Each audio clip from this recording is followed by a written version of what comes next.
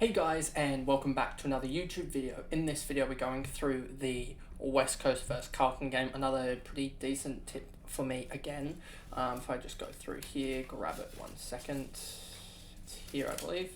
I think I picked it depending on, because Collingwood and Carlton were back-to-back games. I either picked them by 21 or 13 and they ended up smoking them by 54 because West Coast are the worst team in the comp. I think that's at this point been proven because Carlton have beaten Carlton and Gold Coast, both teams that I don't think are going to be too high up, even though Gold Coast did beat Collingwood and Collingwood beat Freo, etc. I don't think that given the results are sort of formulating itself over 3 rounds, West Coast I don't think have been in any game realistically. They've lost to Freo, who lost to Collingwood, and Collingwood lost to Gold Coast, so you would expect if Collingwood plays West Coast that they're going to beat them because they've played a side that have beaten West Coast themselves and lost to a side that beat West Coast, I guess. But yeah, West Coast just horrible. And so yeah, before we get into the video, remember to like and subscribe, turn the notification bell on to know when I upload. As yeah, if you actually look at one of the videos I think last night, if I actually let me just bring up the video, etc. One of the videos last night went quite ridiculous and I don't know why it did. And let me switch it across now so you guys can see, but it's got one like 149 views on this metric, but 171.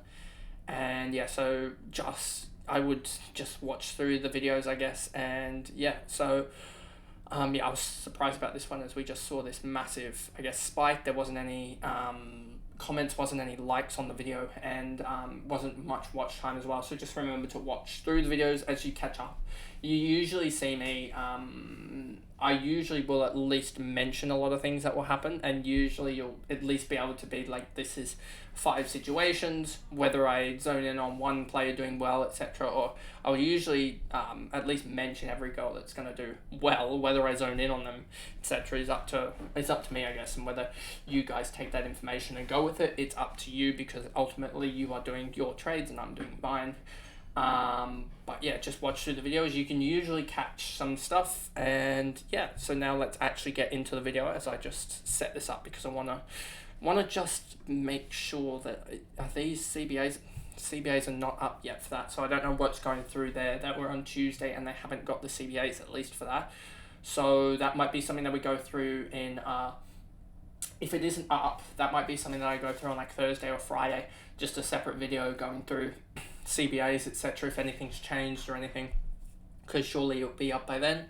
But anyway, in the West Coast vs Carlton game, going through West Coast, Swanson went 97, which is quite ironic because I traded her out for effectively Whitford or Riddell. They both went, Whitford went 79, Riddell went 70, no, Whitford went 78, Riddell went 79, and Swanson scored 97 and Conti went 84. So they did have the two that I traded out have better results, which is quite funny. But I guess in the long term, I think Whitford and Riddell will do better, as Whitford's game there was just no fantasy scoring, and also Riddell's game she came up against, in my opinion, one of the top 4 teams in the comp, as well as North being one of the top 4 teams in itself.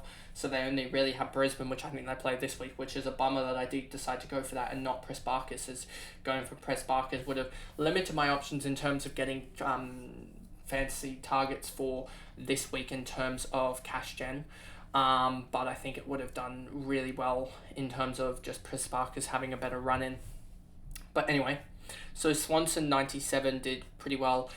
27 touches, 4 and 5. If we look at the fantasy by quarter, had a huge first half and then faded, but got to the 97, which is absolutely huge.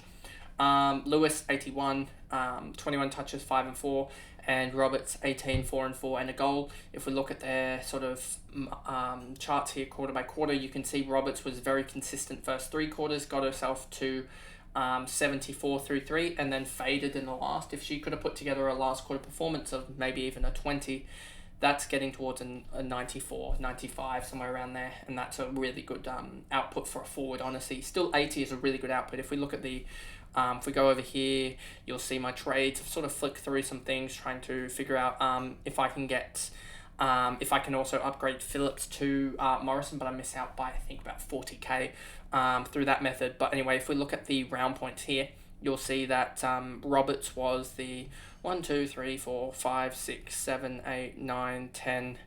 10th highest scorer for the round in terms of forwards, so that's not terrible. If you look at her average points here as well, she's at 1, 2, 3, 4, 5, 6, 7, 8, 9th. And Malloy will go back up, I think, as she just had a down week, I guess, 58. She just struggled, absolutely struggled, had 4 behinds as well, so that will go up, I think, in the end.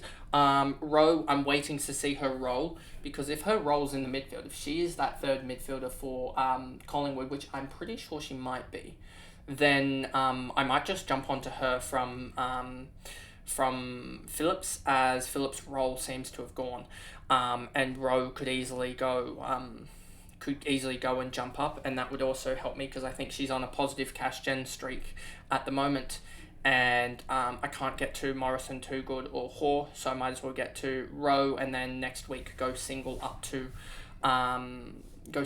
as well as potentially even get Rowe and then get her out for Morrison the next week, which would be quite ironic, but I think that would almost be the best plan from a Stratton single and Morrison, I think, or Stratton single and Rowe would be able to get up to it. But anyway, Thomas, 68, she's doing well. 15 touches, and the thing about her is she's going to average, I think, in the 60s, mid-60s. I think that blip in the first game was sort of unexpected. I think you can sort of discount that a little bit. And there's no real backline that I'm like, oh, I need to go and grab you up because you're going and blitzing the field.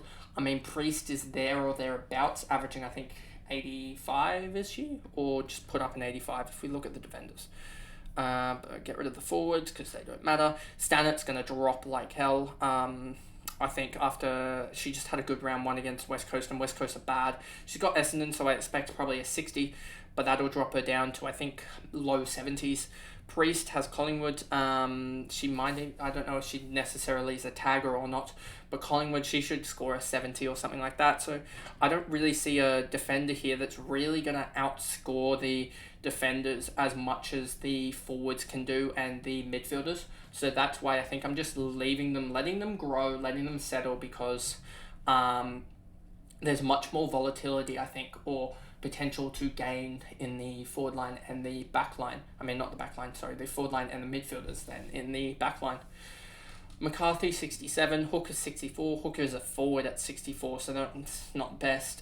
Smith, Weston, Rowley, Wakefer. That's the Ruckman Wakefer, and the Backman Wakefer only had 10, so glad that I didn't go for her, as seems like she'll be stuck at 300, and no one else here really matters too much. Then we go over to Carlton themselves, and Brie Moody put up a 112, 2 goals, 24 hit outs, so I'm pretty sure Wes good as well. I said this last week, saying, oh yeah, expect only about 150 between these two, and they put up 191 if you look at there you go. I always do this each and every game review. I cover the top 2 or 3 from the away side. So yeah, Moody, 112, 2 goals, 24 hitouts, and 16 touches, 5 and 5. That is just the most complete game that you will see. Don't expect her to do that often, as she came up against Wakefer, Gibson and Franklin, and that's just not the best ruck lineup, obviously, as they went 56-16 in the hitouts. Obviously, Carlton are a good ruck side, have good ruck depth, but West Coast Eagles just have ruck depth that's going to just give away points. Fantasy points are easy. So you have that. Skepper, 101, 3 goals there, 23 touches. Need to see her role. Is she playing a midfield role or not? I mean, we can check from the first 2 games. If we go to Carlton and Skepper, let's just see what she's doing. You got Shearer, Mackay, Good, Hill, Goss, Moody, Ortlep. So that's an interesting one. And I want to get people's takes on, is Ortlep actually an option at 300k? Is she going to get the game time needed? Because if you look at Ortlep, she put up, I think, a 30 or something like that. Ortlep, she put up a 30, I believe, 38 here, 51% game time. Is she going to get the game time necessarily, or is she going to play this 14% role that really just killed her in week 1? You have Shirar, you got Hill, you got Good here, 79, missed a shot as well, which would have got her up to 84, which would have been ridiculous having 196 between those two rucks. And Dalpos 77, so Dalpos, I believe she had a bad week 1. Dalpos here, you can see 77, average of 66 as a forward isn't going to cut it, to be honest, with Roberts, Malloy, Gardner, and Single also getting midfield minutes, even though I want to upgrade her quickly because it seems like her tagging roles can only do so much. And as you can see with the tagging role here, you can only get so much. And we'll talk about that in the next video anyway. Anthony 74, so didn't really miss out on much, to be honest with you. Let me just see, what did I miss out with Anthony? 115k, but I kept Nanscorn, and Nanscorn I think went up 150, Nanscorn 154, so I gained out of that, I'm pretty sure, as I would have had to have gotten rid of someone out of, well, I could have kept 2, but yeah, no, I think I made the right decision there to get rid of Anthony in the end. Vesio, Fitzpatrick, Mackay, Pound here, 19 touches for 58. Just didn't get any marks or tackled, really, only 3 marks. So only 9 non-disposal points isn't really going to cut it. But that is the video, a longer video again somehow. These videos seem to drag on a little bit too long for my liking. But anyway, hopefully you guys stuck around to the end. And I'll see you guys in the Collingwood vs Gold Coast game. Thanks, guys. Goodbye.